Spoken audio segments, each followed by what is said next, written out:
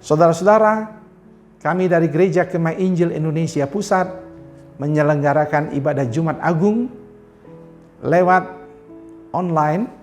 Kiranya ibadah yang kami buat dapat menjadi berkat bagi saudara di seluruh Indonesia. Dan ingat bahwa ibadah ini bukan menggantikan ibadah-ibadah yang dilakukan oleh jemaat-jemaat lokal. Jemaat-jemaat lokal akan melakukan ibadah di rumah, di kelompok maupun online. Tetapi ini adalah pelengkap untuk membuat kita menyatukan hati kita sebagai warga Gereja Kemah Injil di seluruh Indonesia untuk mendapatkan pesan Tuhan bersama-sama lewat pelayanan ibadah online ini. Tuhan memberkati, selamat menikmati ibadah ini.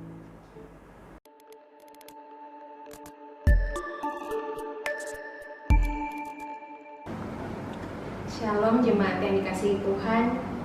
Kita bersyukur pada hari ini kita dapat kembali merayakan kebangkitan Tuhan kita yang sudah datang ke dalam dunia menyelamatkan kita semua.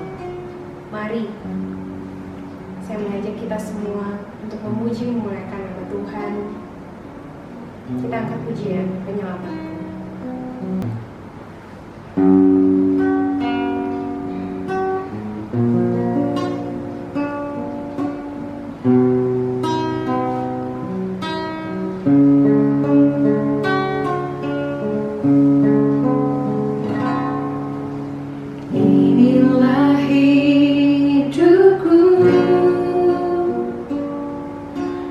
Serahkan kepadamu.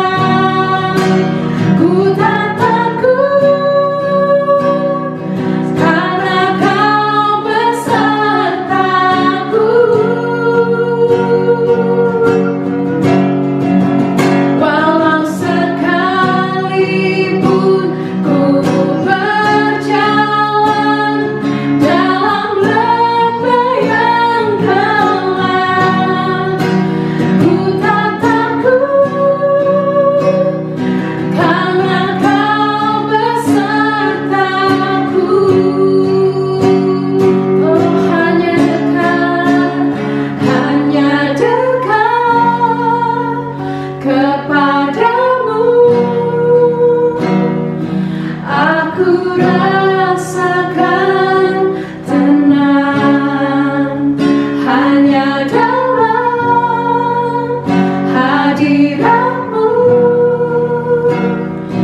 ku rasakan damai-Mu, padamu ku berserah, Yesus sumber harapanku, ku percaya padamu penyelamatku.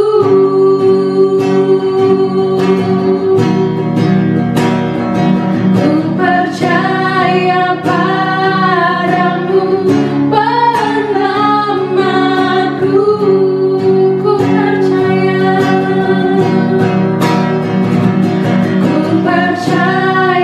padamu penyelamatku.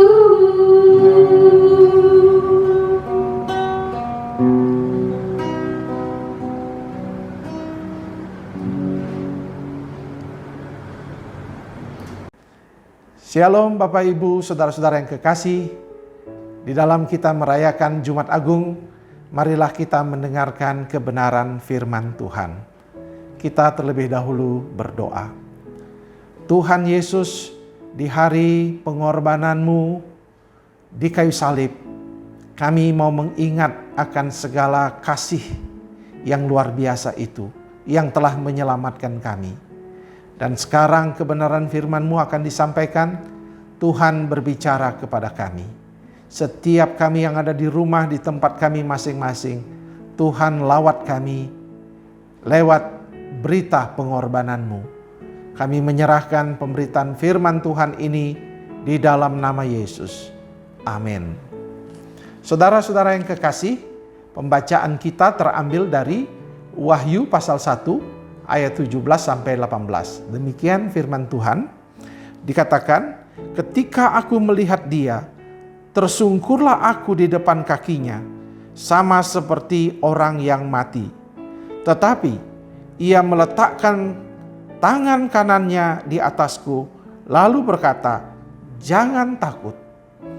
Aku adalah yang awal dan yang akhir, dan yang hidup. Aku telah mati, namun lihatlah, aku hidup sampai selama-lamanya, dan aku memegang segala kunci maut dan kerajaan maut. Saudara-saudara yang kekasih, tema di hari raya Paskah ini, secara khusus pada Jumat Agung ini, kita akan merenungkan tentang akulah yang awal dan yang akhir dan yang hidup.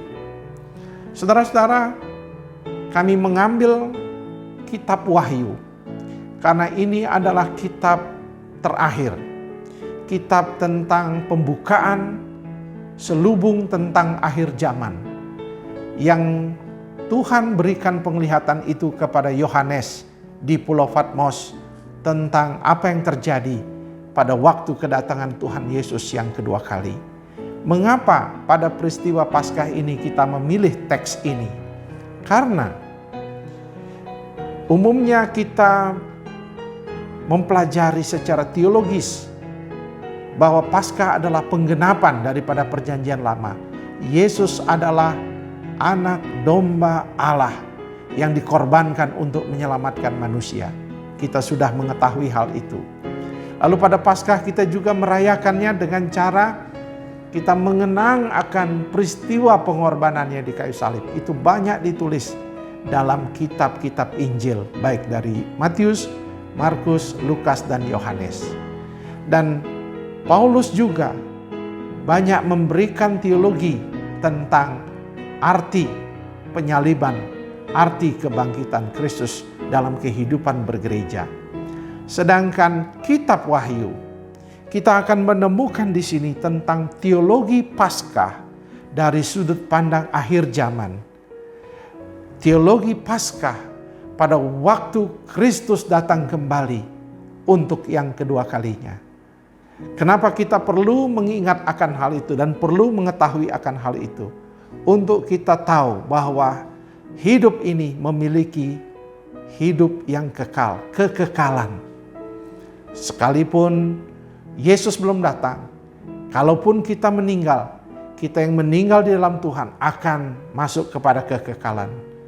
Dan pada saatnya nanti kita akan melihat anak domba Allah itu akan bersama-sama, kita semua di sorga akan menyembah dan mengagungkan Tuhan. Oleh sebab itu teologi Paskah akhir zaman ini perlu kita pelajari bersama-sama. Kalau kita melihat ayat yang ke-17, kita akan menemukan kalimat pada waktu penglihatan itu dibuka, pada waktu revelation, pewahyuan itu dibuka, Tuhan memperkatakan jangan takut. Ketika Yohanes tersungkur, Tuhan berkata jangan takut. Apa maksud dari kata jangan takut? Tuhan mau bukan hanya Yohanes, tetapi kita semua orang percaya sepanjang sejarah gereja untuk menghidupi peristiwa kemenangan Kristus yang telah mati dan bangkit di kayu salib dengan prinsip kita tidak pernah takut. Tapi mengapa kita tidak perlu takut? Kalau kita melihat teks ini, kita akan menemukan penyataan selanjutnya dari kata jangan takut itu. Karena hari ini tentu kita semua takut. Secara manusia kita takut. Ada virus yang sedang ada di sekitar kita. Kita tidak tahu apa yang terjadi. Kapan isolasi ini akan berhenti. Kapan pemerintah dan orang-orang yang bergerak di bidang kesehatan akan mampu mengatasi virus ini. Kita belum tahu. Di seluruh dunia sedang mengalami ini. Dan kita semua sedang menunggu dan menanti apa yang akan terjadi ke depan. Kita semua tentu mengalami ketakutan juga. Karena kita tidak tahu bagaimana dengan kehidupan ekonomi kita. Kehidupan usaha kita, pekerjaan kita. Tetapi Tuhan memberi pesan di peristiwa yang berat ini untuk kita mengingat bahwa kekristenan berbicara jangan takut. Tapi kita mau melihat alasannya. Mengapa? Kalau kita melihat yang pertama, mengapa kita tidak takut? Karena dikatakan Dia adalah yang awal dan akhir. Yang dimaksud di sini adalah Yesus sendiri adalah yang awal dan akhir. Dalam bahasa Yunaninya dipakai Alfa dan Omega. Kata Alfa dan Omega adalah sebuah pengungkapan frase, ungkapan dalam bahasa Yunani untuk menggambarkan karena huruf orang Yunani dimulai dari kata Alfa dan diakhiri dengan Omega. Kalau bahasa Indonesia, Alfa dan A dan Z. Nah, kata Alfa dan Omega sebuah frase untuk menggambarkan bahwa Yesus yang telah datang ke dalam dunia menjadi manusia, sekarang Ia menyatakan dirinya bahwa Dia yang telah datang ke dalam dunia, mati dan kemudian bangkit dan naik ke sorga adalah Alfa dan Omega. Dia adalah Tuhan yang kekal.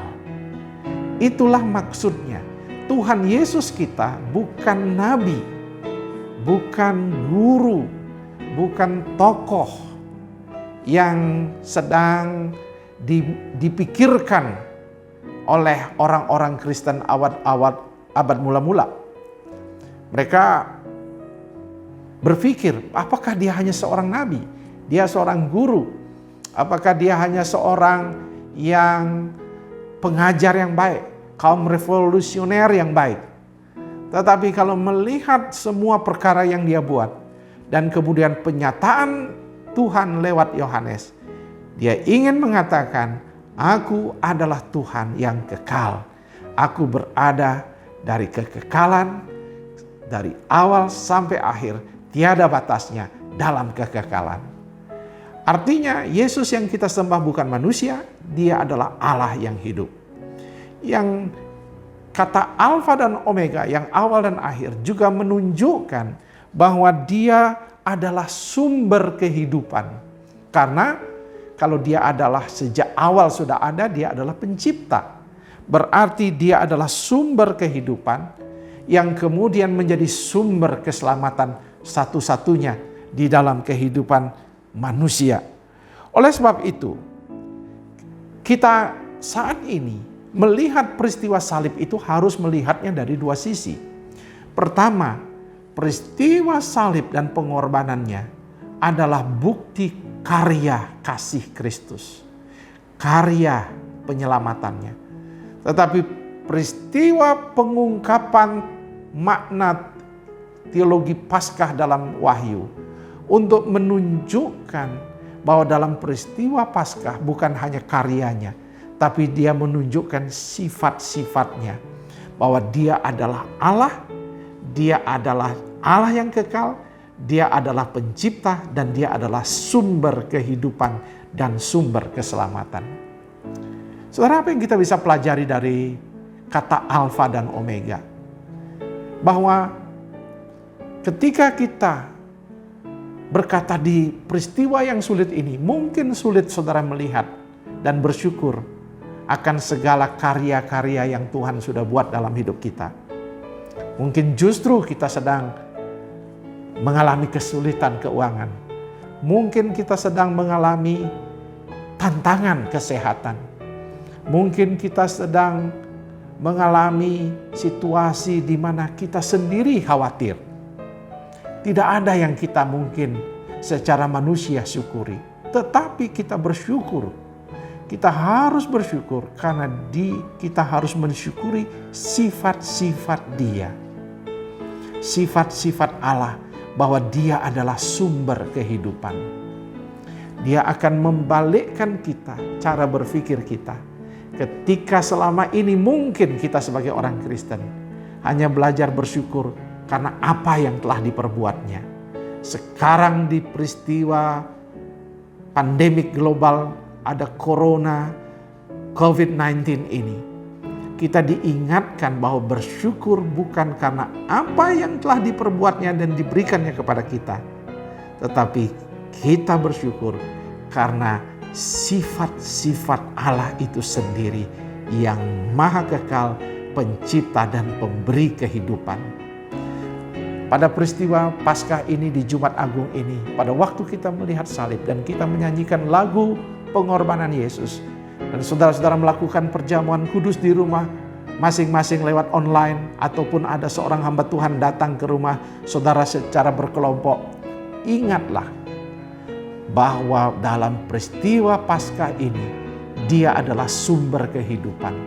Kita mensyukuri segala sifat-sifat Dia, natur Dia, sehingga saudara akan mendapatkan damai sejahtera dan melihat bahwa pengorbanan Kristus itu ya dan amin di tengah-tengah kesulitan. Dia tetap ada di samping kita.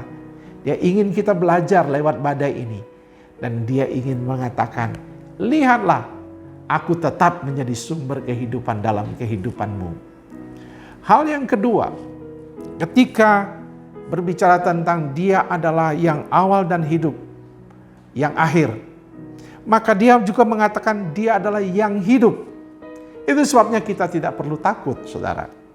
Karena Dia dikatakan Dia adalah Allah yang hidup, the living God.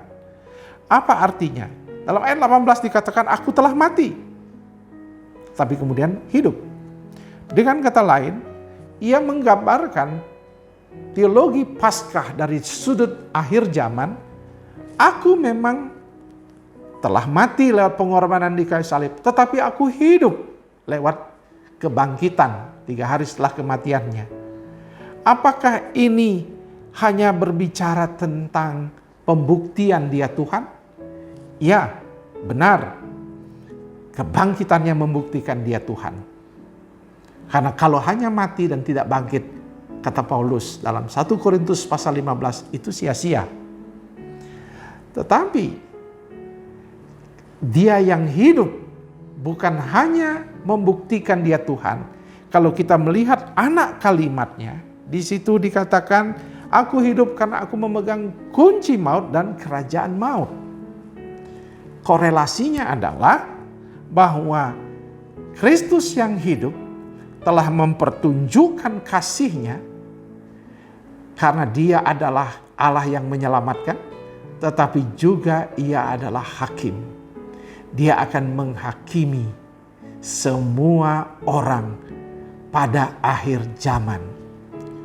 Saudara-saudara yang kekasih, mengapa ini penting untuk kita mengingat di hari Paskah? Hari Paskah memang hari tentang kasih Tuhan. Kasih yang besar menyelamatkan kita manusia dari dosa. Coba bayangkan saudara, kalau kita melihat agama-agama suku di mana kita mendapatkan keselamatan lewat segala upaya, pengorbanan, upacara.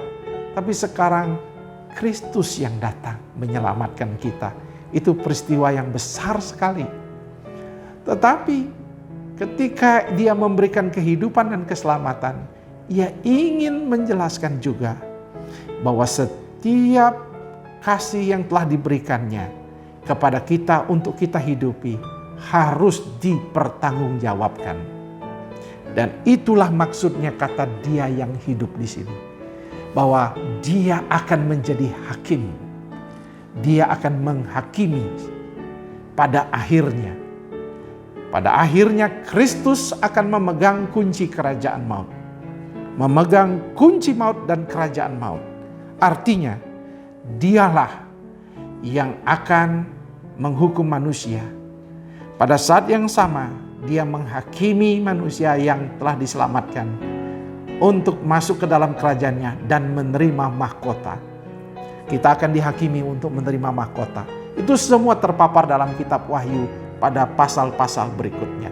Dan kalau kita membaca kitab Wahyu, kita akan melihat bagaimana Kristus adalah Raja yang akan menghakimi semua umat manusia. Apa pentingnya untuk kita yang hidup saat ini? Pentingnya adalah setiap kita harus diingatkan dari peristiwa Paskah. Every actions, setiap tindakan menghasilkan penghukuman atau penghakiman. Tidak ada yang sesuatu yang kita buat tanpa konsekuensi. Semuanya ada konsekuensinya. Itu sebabnya Tuhan menaruh hukum sebab akibat. Ketika Anda ceroboh, Anda akan mendapat kesusahan. Ketika Anda ngebut di jalan, Anda mendapat kemungkinan besar kecelakaan. Semua ada sebab akibat. Itu hukum kecil Tuhan untuk mengingatkan bahwa ada hakim yang besar nanti yang akan menilai seluruh perbuatan kita. Peristiwa Paskah bukan semata-mata hanya berbicara tentang kasih yang besar. Itu benar, kasihnya besar sekali. Tetapi juga berbicara tentang penghakiman. Saudara-saudara, lewat peristiwa coronavirus COVID-19 ini, saya berharap ini momen memeriksa diri kita. Ada banyak waktu untuk kita memeriksa. Ingat, virus corona bukan hukuman Tuhan, tetapi alat di tangan Tuhan untuk memeriksa hati dan pikiran kita. Adakah kita selama ini merasa kasih Tuhan dan kita anggap itu enteng, seperti yang Paulus sudah warning, kasih peringatan dalam Roma 6. Jangan sekali-kali anggap remeh kasih karunia Tuhan. Kita diingatkan kembali di kitab Wahyu, bukan hanya Paulus yang mengingatkan, bahwa setiap perbuatan kita ada konsekuensinya. Ingat, momen ini kita momen untuk kembali kepada Tuhan. Untuk dekat dengan Tuhan. Untuk berkata, Tuhan, saya mau memeriksa kembali apa yang Tuhan sudah buat dalam hidup saya. Saya tahu Engkau begitu mengasihi. Tetapi saya tahu ada banyak perbuatan yang mungkin saya belum periksakan. Dan terus lakukan. Dan saya meremehkan hari penghakiman itu. Coronavirus sekali lagi bukan kutukan, tetapi coronavirus mengingatkan setiap umat manusia untuk memelihara lingkungan, membuang segala ketamakan dan kerakusan, dan kembali kepada jalan Tuhan. bahwa hanya Tuhan Yesus sumber pertolongan dan kekuatan. Saudara-saudara yang kekasih, itulah makna daripada teologi Paskah dari perspektif akhir zaman. Dan hari ini, sebagai kesimpulan dan refleksi, di subtema kita diingatkan bahwa lewat peristiwa Paskah, kita mau memberitakan Yesus yang adalah pemberi hidup. Maka saya ingin berpesan kepada setiap kita warga gereja, agar setiap kita masing-masing mewartakan kasih Kristus di kayu salib itu, pada saat yang sama mengingatkan ada konsekuensi yang dihadapi dengan penuh kasih. Setiap orang yang melakukan kehidupan yang tidak berkenan kepada Tuhan, Dia adalah pemberi hidup. Mari kita berikan kehidupan itu. Tindakan nyata, menolong. Kasih itu tidak semata-mata kata, tetapi perbuatan kita. Mungkin di dalam situasi coronavirus ini, banyak orang yang susah. Mari tolong jemaat saudara di gereja mungkin dengan tindakan diakonia. Tolonglah mereka. Berikanlah pertolongan pada yang susah. Kita mau peristiwa Paskah ini peristiwa menolong untuk membuktikan kasih yang besar. Memang Dia menyelamatkan, tetapi Dia juga mau memberi pertolongan secara nyata. Dan ingatkan, coronavirus bukan hukuman, tetapi ajakan untuk kita kembali kepada Tuhan. Berefleksi, Dia adalah sumber kehidupan. Dan yang kedua, pengharapan. Ada banyak situasi di sini, orang berkata, kapan ini akan berakhir? Ekonomi sepertinya akan terguncang kalau kita harus diisolasi berapa waktu lagi. Kita tahu, ingat, badai ini pasti akan berlalu. Tidak mungkin akan berlalu. Pasti akan berlalu. Karena kita punya pengharapan dalam Tuhan. Hanya ketika sedang badai, adakah kita putus asa? Atau kita tetap hidup dalam pengharapan? Saya mengajak jemaat, warga gereja untuk memilih hidup dalam pengharapan. Karena kita tahu pengharapan itu akan menghasilkan kekuatan di dalam seluruh kehidupan kita. Kita pasti melewati badai ini dan kita pasti akan mengalami kemenangan. Saudara-saudara, warga gereja yang ada di rumah masing-masing, hari ini saudara telah mendengarkan perenungan firman Tuhan. Dan hari ini saya mau mengajak saudara berdoa. Jika ada di rumah masing-masing yang dalam peristiwa Jumat Agung ini masih meragukan akan keselamatan dalam Kristus, saya mau berdoa untuk saudara, supaya saudara teguh dalam panggilan saudara, percaya sungguh kepada Kristus. Dan juga saya mau berdoa bahwa Dialah Allah yang kekal, pencipta dan pemberi kehidupan. Dan di dalam memberikan kehidupan, Dia juga ingin mengingatkan kita, Dia adalah hakim yang adil, yang akan memberikan mahkota kehidupan buat kita. Ingat, perbuatan baik kita akan dinilai oleh Tuhan sendiri. Saya mau berdoa untuk saudara dalam tantangan yang berat ini. Selamat kita merayakan Jumat Agung dan Paskah. Tuhan memberkati. Mari kita berdoa. Tuhan, tolonglah jemaat-Mu, dimanapun mereka berada di seluruh Indonesia yang mendengar siaran ini, dan mungkin juga di berbagai tempat di dunia. Hari ini kami mau berdoa di dalam nama Yesus, agar lewat peristiwa Paskah ini, kami sungguh menerima kasih-Mu. Bagi yang ragu-ragu akan kasih Kristus, teguhkan kasih Kristus itu, dan kami menerima Engkau sebagai Tuhan dan Juru Selamat. Kalau di antara jemaat kami yang sakit, yang menderita, yang kekurangan, yang ekonominya kolaps, yang menghadapi banyak tantangan, dalam nama Yesus yang sakit disembuhkan, oleh bilur Yesus sembuh. Dan yang ekonominya mengalami keberatan, Tuhan akan angkat. Jadikan kami alat di tangan-Mu untuk memberkati saudara-saudara kami yang kekurangan. Dan hari ini lewat peristiwa Paskah yang mendengarkan kebenaran firman Tuhan ini akan dilawat oleh Tuhan sendiri. Akan menyaksikan kuasa Tuhan bekerja.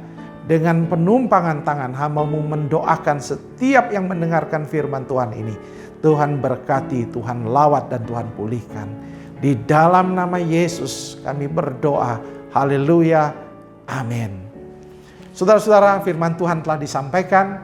Kiranya saudara dan saya memasuki tahun 2020 dengan penuh keyakinan bahwa Yesus bersama kita di tengah badai kehidupan ini. Tuhan memberkati. Selamat merayakan Jumat Agung. Selamat merayakan Paskah. Shalom.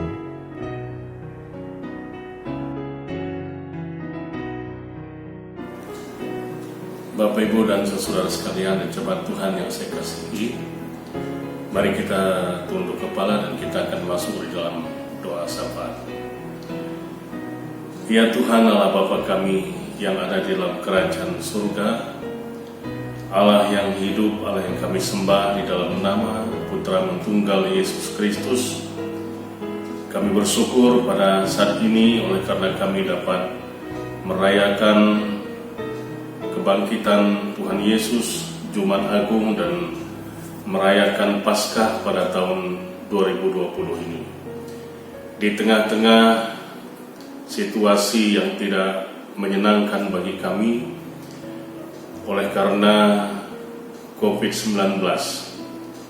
Namun demikian kami percaya Tuhan bahwa Engkau hadir di tengah-tengah ibadah jemaat-Mu, baik yang di rumah-rumah maupun di dalam gereja. Kami bersyukur karena kami dapat merayakan Paskah pada tahun ini dengan penyerahan dan sukacita yang dari Tuhan.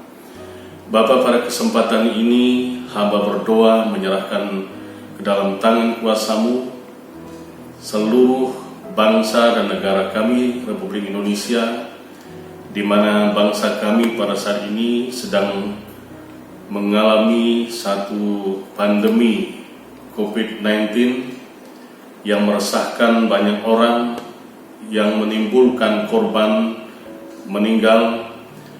Tetapi kami menyerahkan ke dalam tangan kuasa-Mu, kiranya Tuhan campur tangan.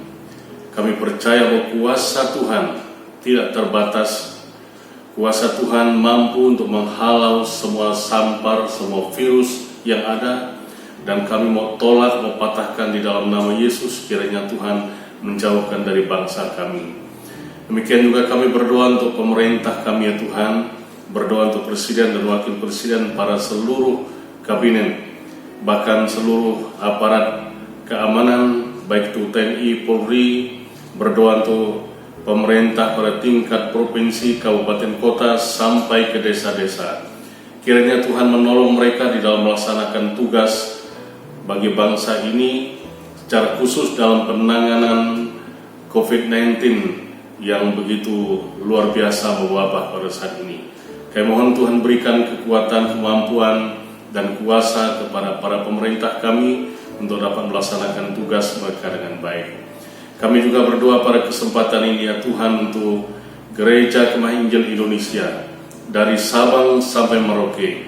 Kami berdoa kiranya Tuhan menjamah setiap pribadi kami, seluruh warga Gereja Kemah Injil Indonesia dimanapun kami berada. Kiranya kuasa Tuhan, lawatan Tuhan, penyertaan Tuhan memimpin seluruh umat-Mu, agar kami dilindungi, dijauhkan dari segala mara bahaya, kecelakaan, sampar, bahkan virus COVID-19 yang sekarang ini sedang menyerang kami bangsa Indonesia. Kami berdoa ke Tuhan perlindungan dan penyertaan-Mu menolong setiap umat-Mu. Demikian juga kami berdoa untuk badan pengurus pusat, badan pengurus wilayah daerah, gembala-gembala sidang di seluruh Indonesia. Kiranya Tuhan menolong kami untuk dapat melaksanakan tugas kami dengan baik.